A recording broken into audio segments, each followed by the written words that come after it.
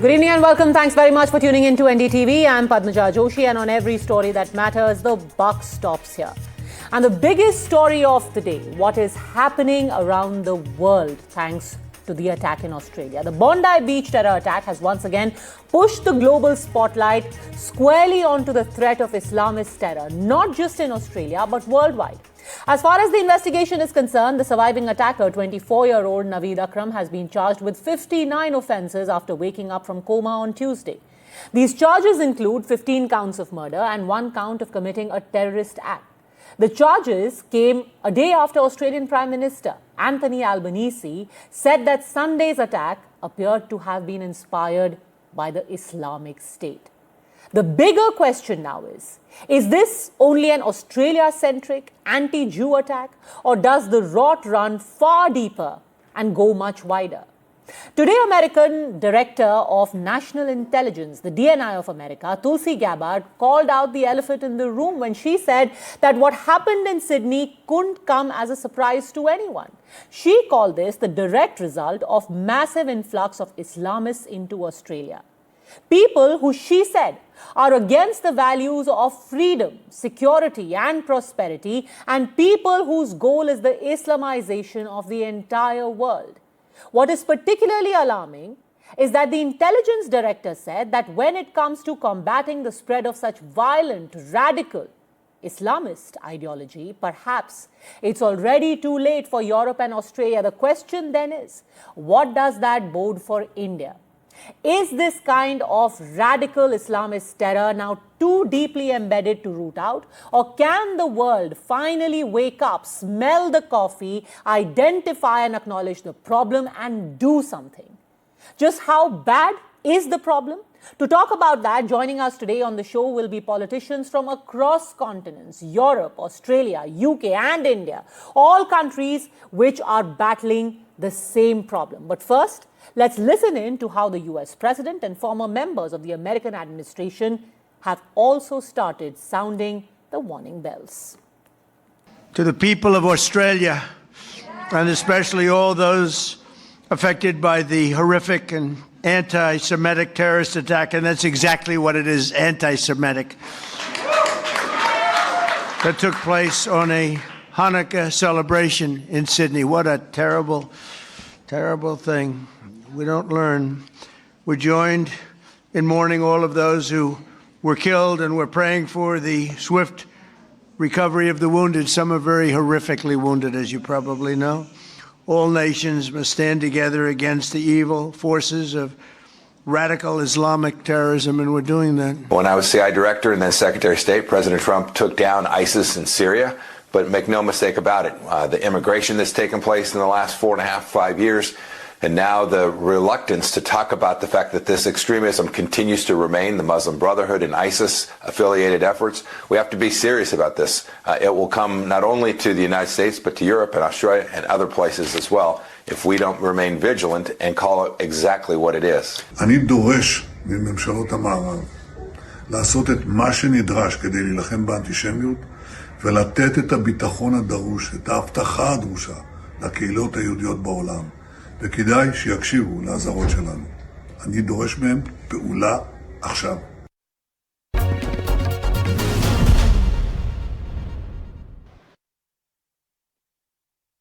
And joining us on the show today, we have Enzo Alias, the president of the Patriots Network, joining us from France. Kenneth Morris, political consultant, is joining us from London. From Sydney, we are joined by Dr. Ratan Virk, former federal Liberal candidate, Australia, and community leader, also co-chair of the India-Australia Strategic Alliance. Philip De Winter, Member of Parliament, joins us from Belgium. And in India, right here with me in the studio, we have spokesperson of the BJP, Charu Pragya, joining us. But I actually want to start with you, Dr. Virk, because while so far what happened in Sydney has been decried as an anti-Semitic attack, today we had Tulsi Gabbard and the US president both saying that the problem is much bigger. This is not just about an attack on Jews. It's not just about an attack on Australia. It's something that the entire world, from Europe, South Asia, America, should brace for across communities, across religions. Do you agree? First of all, thank you for having me today on your channel. To a certain extent, I would agree that yes, it is not just one anti-Semitic attack. It is attack on humanity overall. And we all should brace together to fight this terrorism attack. And this has had on the soil of Australia for the first time, and we are all still in shock. We cannot digest that this can happen in Australia. We dream here a peaceful life on a beach. And when one particular religion is attacked, so that humanity on a general is attacked. And I think it is a much more a global concern, and we all should be concerned about it. And definitely, yes, it is attack on global humanity. Okay, but how do we address this? Let me actually bring out the elephant in the room, and actually Tulsi Gabbard has done that when she says their goal is not only the Islamization of Australia but the entire world, including the United States. Islamists and Islamism is the greatest threat to the freedom, security and prosperity of the United States and the entire world. It is probably too late for Europe and maybe Australia, but it's not too late for the United States of America. Do you agree with that, Enzo Elias? Is it too late for Europe and Australia?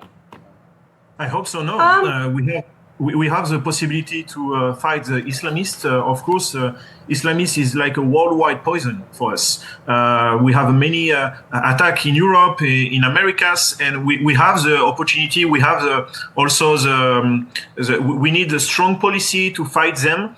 I think the India is doing a really great job to fight Islamists, to fight this poison. But in Europe, the problem is we don't have enough strong politics to fight them.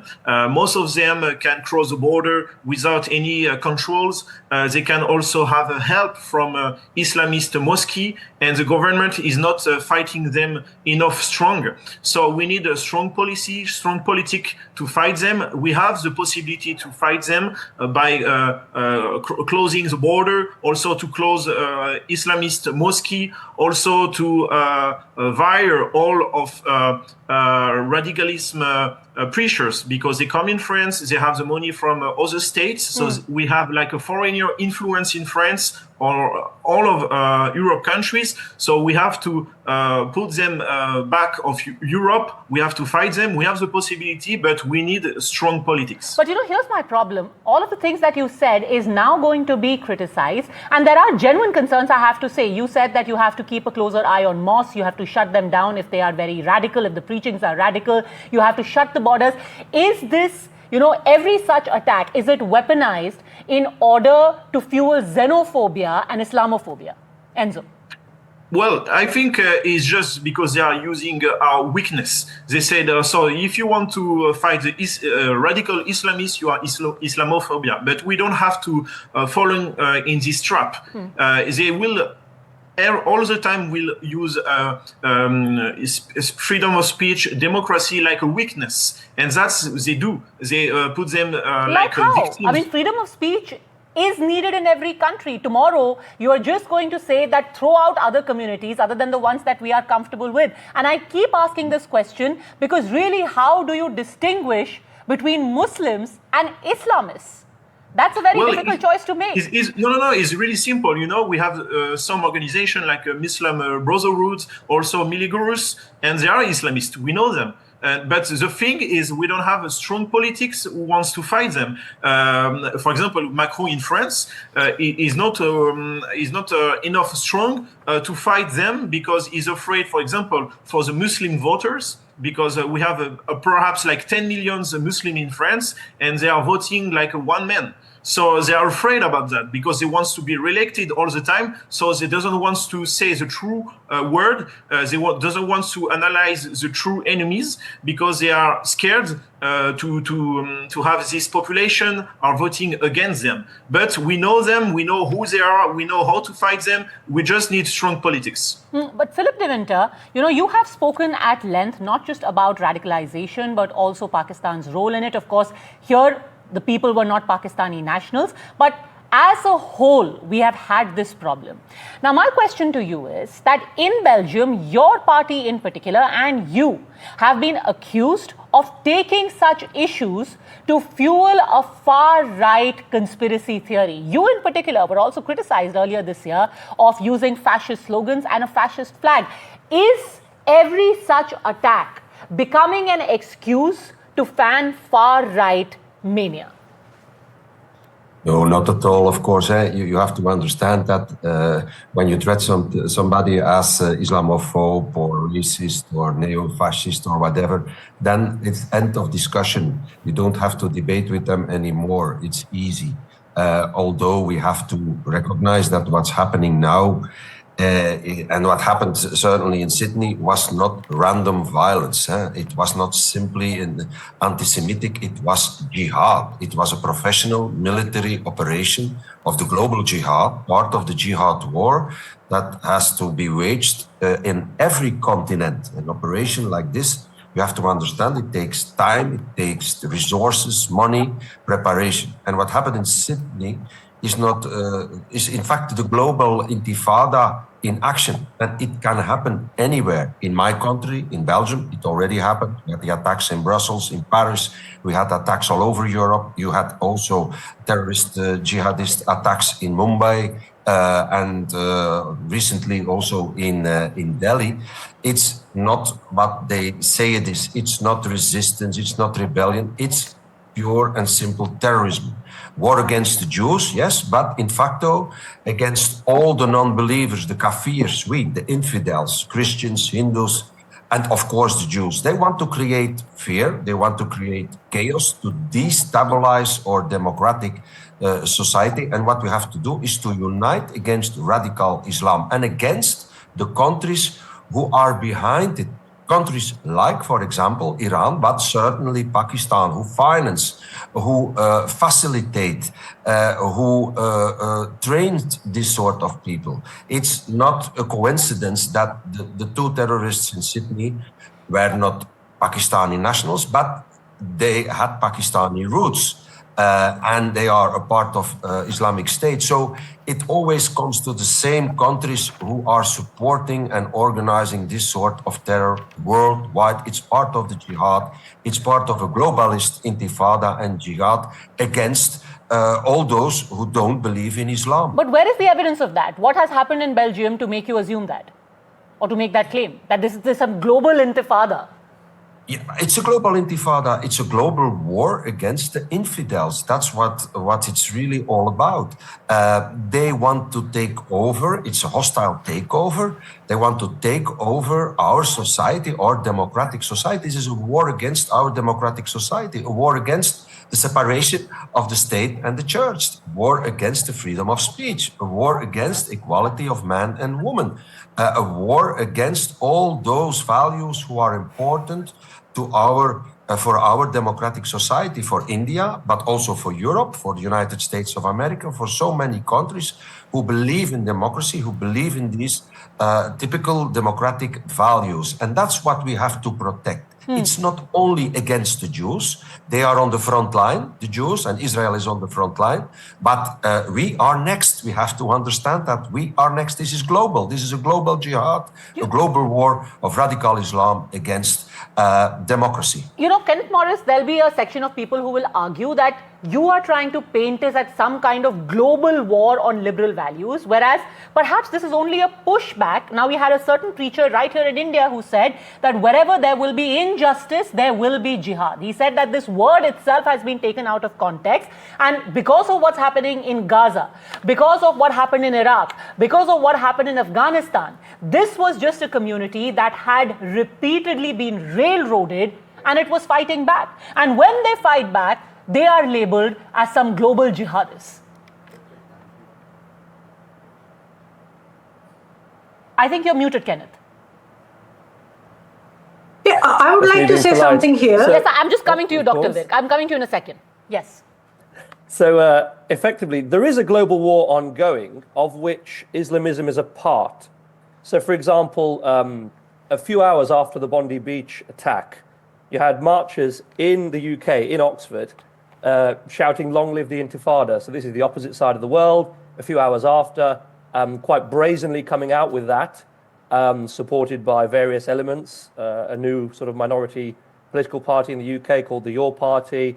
And the point is here is that we're not just interested in the attacks themselves, we're also interested in the sympathy for the attacks. So what kinds of people and what sort of size of the population is willing to say, you know what, this is just part of, as you say, a spillover of the Israel-Palestine conflict, or before they would say it's a spillover from the Iraq war or the Afghanistan war and so on and so forth.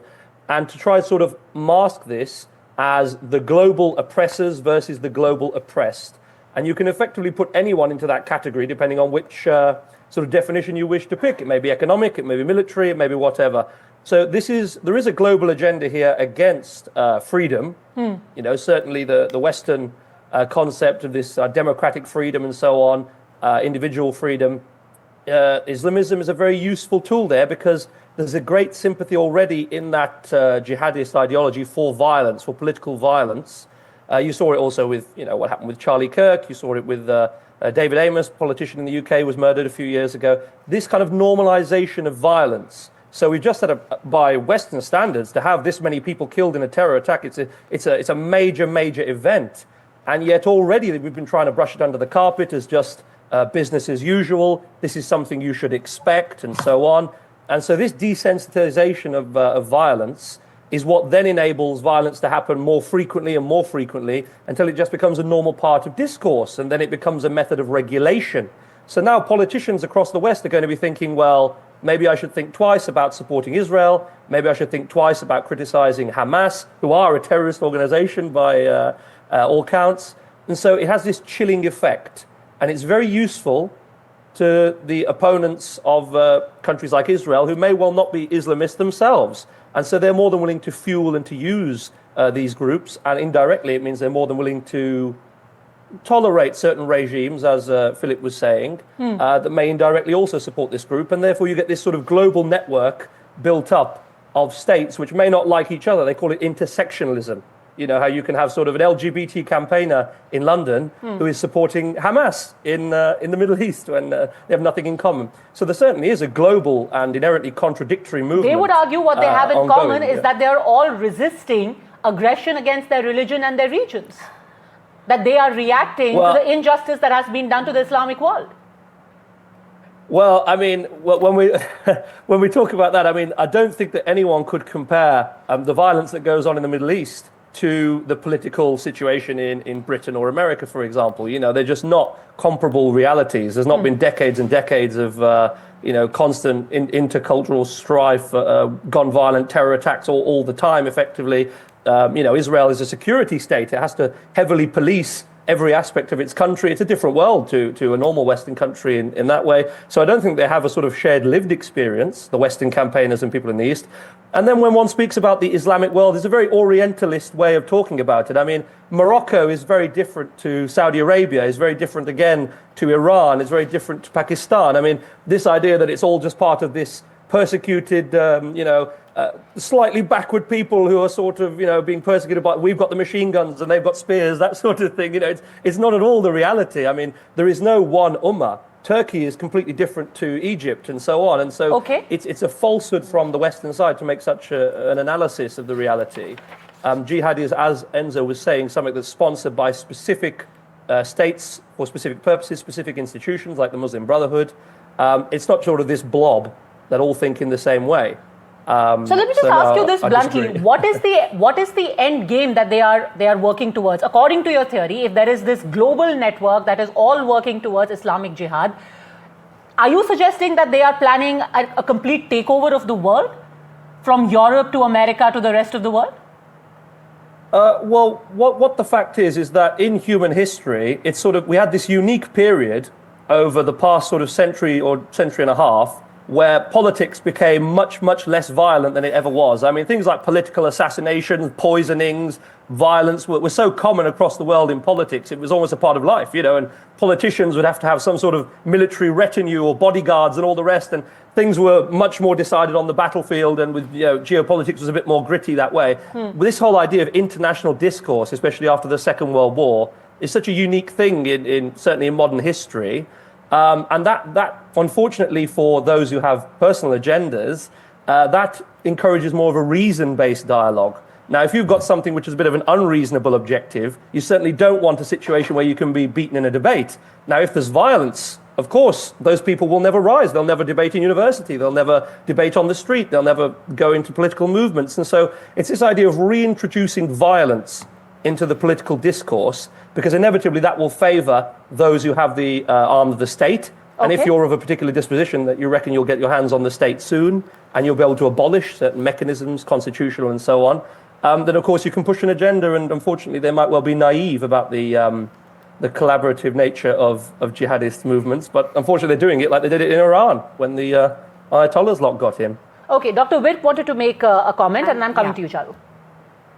Yeah, now it has been covered already that we should tackle the radicalized Islamic component, not the Islam as a religion. There is a very thin line in between that. And when some sort of leader says something about this, it is not narrated as it is. So it's a very difficult situation to handle the general public. And everyone will take whatever suits them, whatever wording suits them. So we have to tackle the radicalized nature of this movement, not as a religion. Because in Australia, how many people really understand that fine line that you're drawing there? How many people understand that? Tony Abbott, your leader, for example, he said that I call on the government to immediately reassess entry criteria for those seeking long-term visas, arguing that this will help Australia stop importing hatred from overseas. Now, one could argue that that would also shut the gates of Australia on people like you, Dr. Witt. Exactly. That is what point I'm making. So that's a very thin line. And that's the tragedy.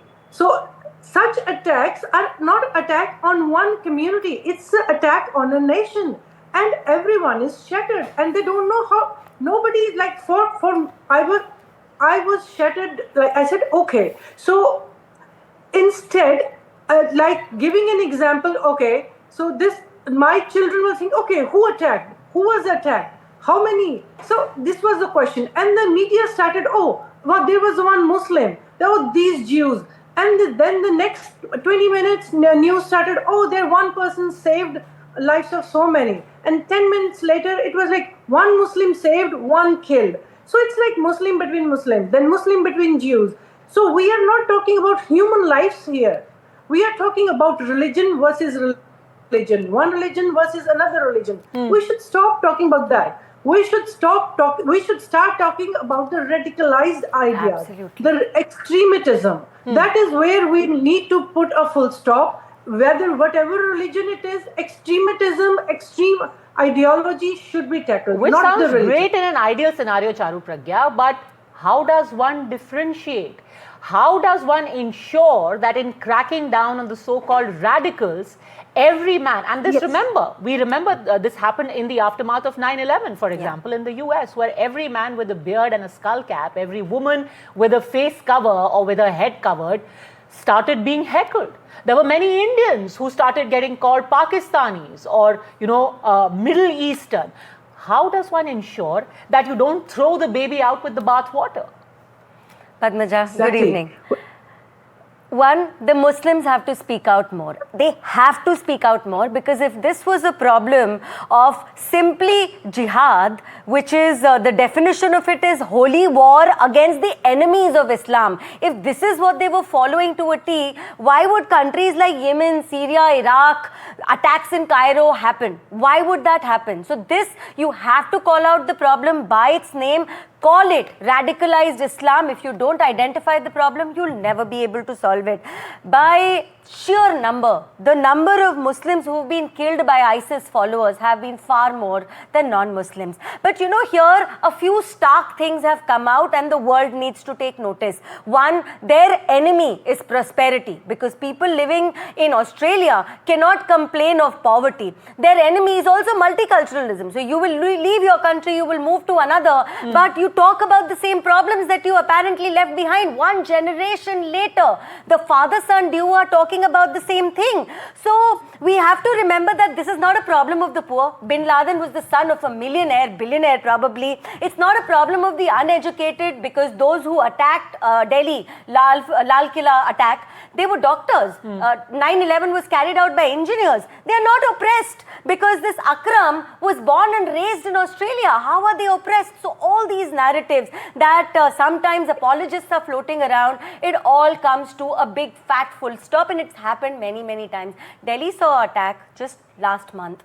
Now we have seen one in Sydney, both horrific, both terrible. But you know, after Sydney, in near unison, we've heard the world speak out. Immediately. After Delhi, there was no immediate chorus. This distinction has to stop. Our country has been suffering for decades.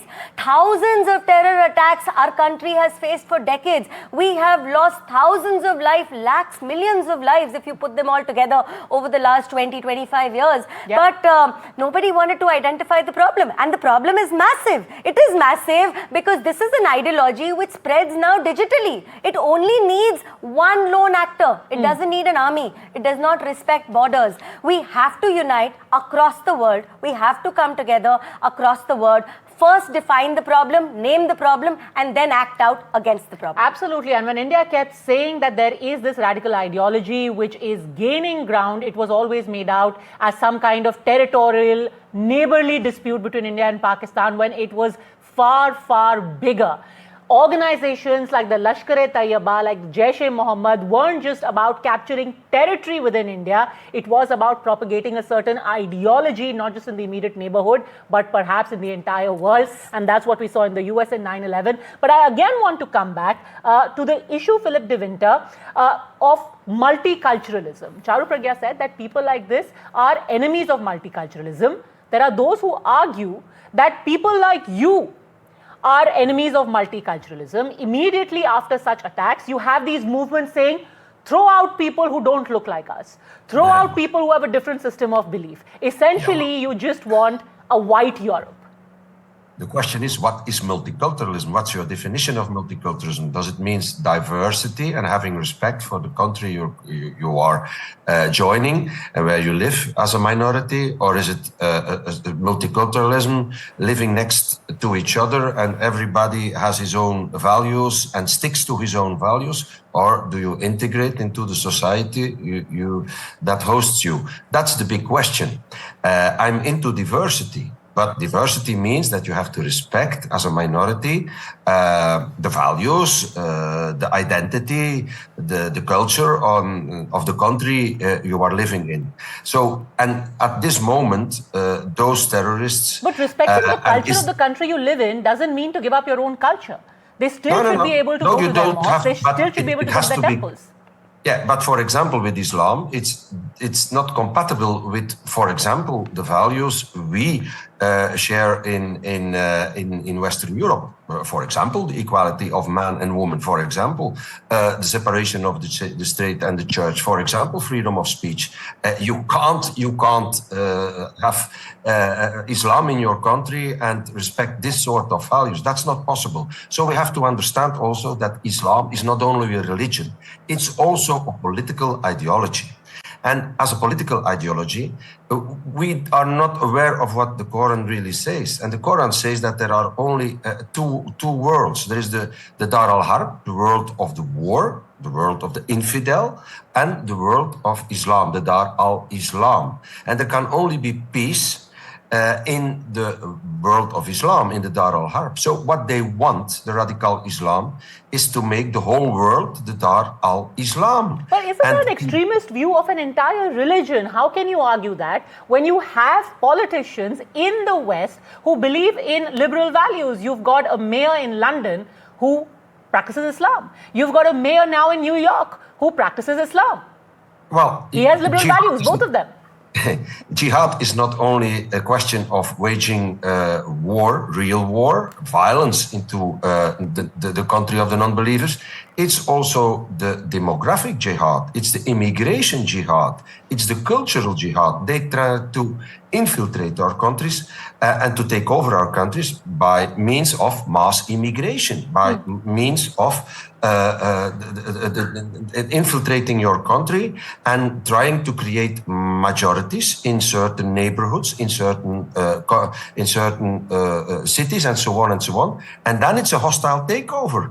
Then they don't respect your language or your identity or your culture or your fundamental democratic values anymore. They take over and they install their way of life, their values. And that's what's happening in Europe now. And it's also happening, for example, in certain parts of India. It's happening all over the world. So don't be naive about radical Islam. It's not only about terrorism. Terrorism is only one tool of the jihad. They have many other tools, also immigration, also the cultural war, also the political war. There is a strategy behind this, and it all comes to the same goal, is the takeover of other societies. That's what Islam was about during the whole history of Islam. It didn't change for the last few years. No, but I'm sorry, but then aren't you, Enzo Elias, then just categorizing an entire community as part of some radical and hostile takeover? You are literally demonizing an entire community, and that is when there will be pushback. And that plays into the theories of how there is rampant Islamophobia and such attacks being weaponized. Not at all. So I will explain it. They use Islamophobia because they don't want to debate about it. That's one. Secondly, you have to understand that there are a lot of very normal and moderated Muslims. The majority of the Muslims are moderated people who don't believe in violence, who are not violent, and who don't support radical Islam and certainly don't support terrorism. But there is a difference between the Muslims and Islam.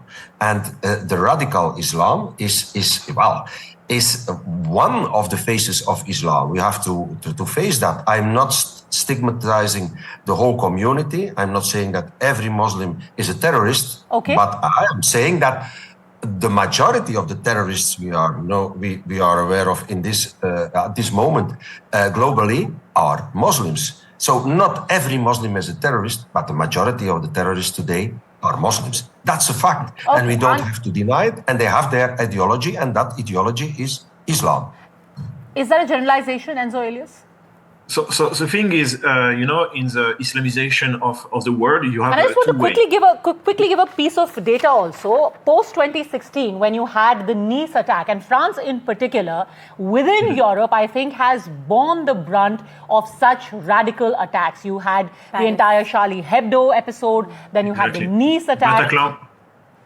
And subsequently, you had the Pew Research, which said that 90% of the people within France felt that they could be victims of Islamist terror. So much time has passed. Why hasn't there been any solutions then within France? Because, like I told you, we don't have the politics we need to fight the Islamists. They are not doing a great job to fight the Islamists. In the Islamist conquest, you have two ways. The first one is by terrorism, a terrorist attack with the Muslim Brotherhood, and you have also by the Taqiyya. The Taqiyya is really simple. They want to infiltrate all of our institutions, to be mayor, to be senators, to be MP, and is a fight by demography. Like said Philip, for example, in USA, you have the first town with more than 50 people who are Muslims in Hamstack. So the first population who are helping them was the LGBT communities. They are helping the Muslim to say, everyone is against Islam, is Islamophobia. And now the mayor is a Muslim mayor, and the council mayor is 55 Muslim peoples, and now they are pushing down the LGBT communities. So that's what they do. When they arrived, they are like they have like attitude of victims, and when they are in majority, they are taking the control of cities, of some quarter of the cities, and they are doing only, for example, halal meats, halal shops, and like the people who are in France for 50 years, 60 years, they move to other destination. So, for example, in the neighborhood of Paris, in many quarters, you don't have a Christian population or Jewish population because they want to move it, because you have two strong Muslim communities. They want to live only together. They doesn't want to share because they have their own clothes, own meats, own rules, and they doesn't respect the French laws. Like 60% of the young population in France, Muslim population, are pushing the Quran first, Quran law first, than the French law. That's the reality. So, of course, they are not all terrorists, but the thing they have this Muslim identity. They are thinking they are superior than the French identity. That's the reality, and we have to be really aware about this. We don't have to be naive because they are taking control. I live in Marseille, in the south of France, and I can say something. In the school of my daughters, for example, you have perhaps 80% of Muslim children. That's the reality. But they're not breaking any law. So what if the school has 80% Muslims? The thing you are thinking they are not breaking laws. But for example, in the public schools, they doesn't want to have pork, for example, to eat, and is normally is like a laïc states. But they are not putting pork in the kitchen because they know the population don't eat pork. So step by step, they are taking the control. Can I just say something? So France actually was the first European nation to ban face covering. So niqab, burqa, everything was banned in France. 2010 or 11 it was. 2010 the legislation was passed. And after that several other European countries followed, and that's a strong step taken in terms of security and in terms of secularism. In schools, for example, all religious symbols have been banned. But can you imagine doing anything like that in India, Padmaja? Recently we've seen the burqa debate first in Karnataka, then in Kerala, and even yesterday there was an incident involving the face covering and the Chief Minister of Bihar. So sometimes, both for national security and to stand firm as a secular nation, there are actions you need to take by way of legislation, which France has taken, which parts of Switzerland has taken, parts of Germany has taken. I know there are several countries now which have banned that, but I can't even imagine anything like that happening in India. But it is extremely important. So whether but it is actually, even doesn't that feed into what I was saying earlier, that such steps then only give rise to fears of xenophobia? How is a woman covering her face contributing to terrorism? No, but then it could not be a woman behind the face cover, right, Padmaja? Why aren't we facing that and forget about the crime bit of it? You look at elections. If you're not able to identify who is the person behind the identity card, how is that fair? Okay. How is that fair? Okay, all right. And also a good question is why, when we have an Islamist attack, why in the street, when we have a manifestation in the street, Muslim people go down in the streets to say we are against terrorism, we are against this ideology. They don't do that. No, but they do. I mean, the case in point is what happened in Bondi Beach, where you had a young Muslim man, or not a young, but an elderly Muslim man who saved plenty of lives. He was the one who disarmed one of the attackers. He is a hero, and we are really happy he saved lives and he take down this terrorist. We are happy about that, but I'm talking about the globality. Globality of Muslim doesn't want to be against, for example, Islamists. They don't go in the streets. They don't go on the TV show to say we are against that. They don't do that. So why they don't do that? You think, Kenneth, you agree with that? The problem is we interpret freedom of speech to mean freedom from ever discussing the truth. And we have to actually, even governments have to have the confidence to say, these are the actual facts. Of course, you can disagree with them. You can vote the government out. But we have to actually say, this is a problem, this is true, this is not true, this is a genocide, this is not a genocide, this is bad, this is not bad, Hamas is evil, this sort of thing. We actually have to openly say certain things are facts. Like? The problem we've got in the UK is we've allowed so many lies. For example, in the UK, what's going on in Israel and Palestine is a war.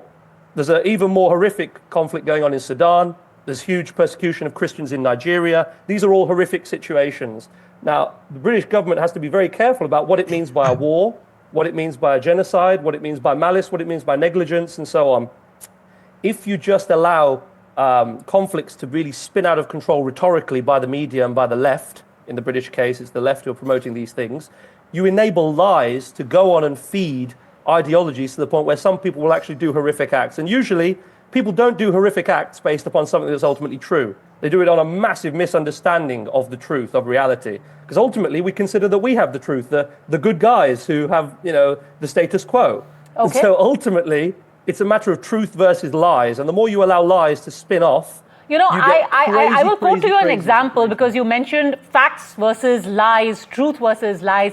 That could also be subjective. The entire debate that happened about the grooming gangs or the rape gangs, you had a lot of focus on Pakistanis, South Asian. I would not like to actually use the term South Asian, but most of them were British Pakistanis.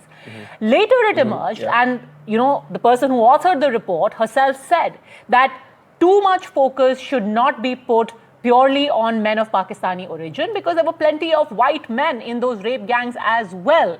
So in that sense, was there a disproportionate amount of focus simply because of their ethnicity and how they stood out in Britain? I think the point is... And that really wasn't the fact that all the groomers or all the rapists were only Pakistani or British Pakistani. There were also white British men. That's right. And so what we would say there, the distinction between the objective and the subjective, at least let us first have the stats. Give us the statistics, the facts first, then we can talk about what they mean. The problem in the West is we have a reluctance to even get the statistics first. We shut down, we hush up issues, we don't allow the discussion to take place. Now, of course, whether there is a significance, as you say, between particular, overrepresented communities or whatnot, is a matter of debate, okay? That's absolutely fine. But if you don't allow the facts to first be presented to the people, you can't even have that discussion. And so I'm very much about having the statistics, the facts, the political realities, and then we can discuss. The problem in the West, we don't have them. I firmly believe I'm on the side of truth. So if we do have them, we'll get to the right conclusion. And maybe that's the perfect way to begin a conversation. Let's start talking about what is actually happening instead of hiding behind generalities. And do you, Dr. Virk, in conclusion, think that is what is needed in Australia? Why I bring this up is because when the Prime Minister was asked about radicalism, he said, yes, there is right-wing radicalism and then there is Islamist radicalism, and both of them are threats. Both of them are being addressed right now. Is there an unease in Australia about people not, or rather the government not being willing to talk about the elephant in the room even now? You're muted, Dr. Virk. Dr. Virk, I think you've muted your audio. Can you please unmute? I'm sorry. Yes, you're right to a certain extent that government was not able to take the right steps in the right time. I think we knew from 18 months or so that this is coming. And there was a report handed over to Mr. Albanese with the recommendations that these needs to be done. And nothing has been done so far.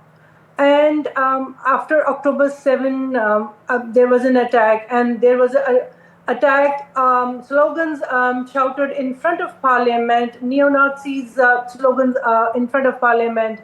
And there was attack during the Gaza-Palestine issue last year as well.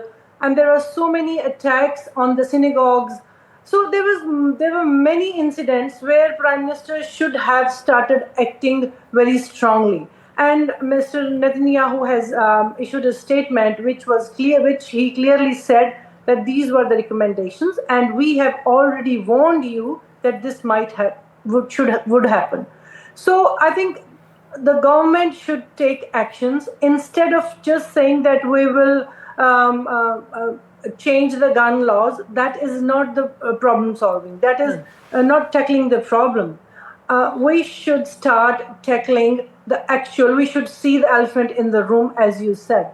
There are multiple steps which can be taken, and they should start taking from now on. And there are already consultations on his table. There are already reports on his table, recommendations on his table, which needs to be followed up. I cannot say do this. He knows better, and he knows better than every one of us what needs to be done. You know, something as simple as the Islamist preacher who supposedly was responsible for radicalizing the young man.